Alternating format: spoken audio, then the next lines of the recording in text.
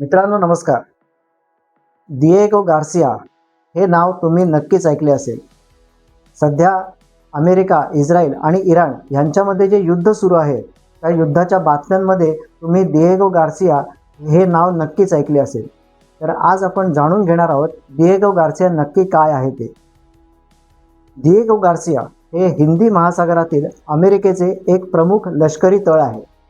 अवघ्या 32.5 चौरस किलोमीटर क्षेत्रफळावरती पसरलेले हे एक लहानसे प्रवाळ बेट आहे. एवढे लहान असले तरी देखील एकूण जागतिक सुरक्षा आणि भूराजकारणामध्ये याची एक अत्यंत आणि महत्त्वाची भूमिका आहे. आपल्या भौगोलिक स्थानामुळे हिंदी महासागर, पश्चिम आशिया आणि इंडो पॅसिफिक क्षेत्राच्या कुठल्याही भागांमधून इथे वेगाने लष्करी हालचाल करणे शक्य होते.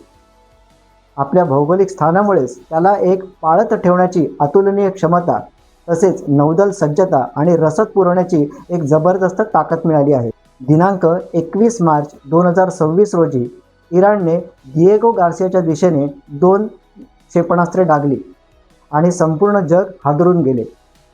जरी ही क्षेपणास्त्रे लष्करी तळांवरती आदळली नाहीत, परंतु ह्या घटनेने इराणची वाढती क्षेपणास्त्र क्षमता आणि दिएगो गार्सियाचे महत्त्व हे नक्कीच अधोरेखित झाले.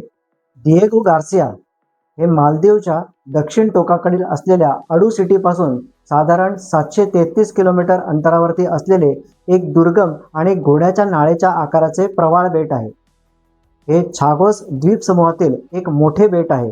तसेच ब्रिटिश इंडियन ओशन टेरिटरीचा देखील एक भाग आहे. हे बेट अमेरिकेच्या धोरणात्मकदृष्ट्या अत्यंत महत्त्वाचा असा लष्करी तळ म्हणून कार्य करते.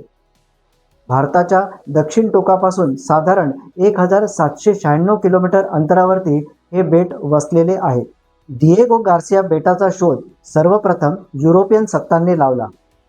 त्यानंतर हे बेट ब्रिटिश नियंत्रित छागोस द्वीपसमूहाचा एक भाग बनले.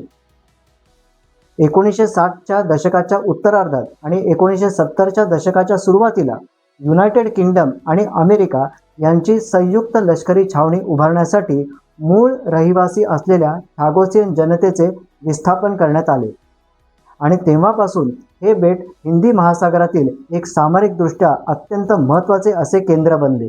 इसवी सन 1512 मध्ये सर्वप्रथम पोर्तुगीज खलाशांनी दिएगो गार्सिया ह्या बेटाचा शोध लावला. त्यानंतर 1544 मध्ये झालेल्या एका मोहिमेमध्ये दिएगो गार्सिया दे मोगुएर नावाचा एक स्पॅनिश संशोधक त्या मोहिमेमध्ये सहभागी होता. या बेटाचे नाव साधारण त्याच्याच नावावरून देण्यात आले असावे असे मानले जाते. शोध लागल्यानंतर सुमारे 200 वर्ष हे बेट मानव वस्ती विरहित होते. दिएगो गार्सिया दर्शवणारा पहिला नकाशा सर एडवर्ड राईट यांनी तयार केला आणि तो 1599 मध्ये प्रकाशित करण्यात आला. 1780च्या दशकात सर्वप्रथम फ्रेंचांनी येथे आपली वसाहत स्थापन केली. त्यांनी आफ्रिका आणि भारतातून गुलाम म्हणून कामगारांना येथे आणले. त्यानंतर 1814 मध्ये पॅरिसमधील झालेल्या एका तहानुसार ह्या बेटाचे स्वामित्व हे फ्रान्सकडून ब्रिटनकडे हस्तांतरित करण्यात आले. त्यानंतर ब्रिटिश अधिपत्याखालील मॉरिशस वसाहतीचा एक भाग म्हणून हे बेट ओळखले जाऊ लागले. 1967 ते 1973 ह्या काळामध्ये ब्रिटिश सरकारने सर्वच छागोसवासियांचे बळजबरीने विस्थापन केले. दिएगो गार्सिया येथे अमेरिकेचा लष्करी तळ उभारण्यासाठी हे पाऊल उचलण्यात आले. यापैकी बहुतेकांना मॉरिशसमध्ये हलविण्यात आले. उर्वरित लोक सेशल्स आणि काही युनायटेड किंगडममध्ये गेले. हे विस्थापन म्हणजे आजवरच्या इतिहासातील सर्वात मोठ्या अन्यायाचे उदाहरण आहे. मूळ छागोसवासियांनी आपली मातृभूमी गमावली.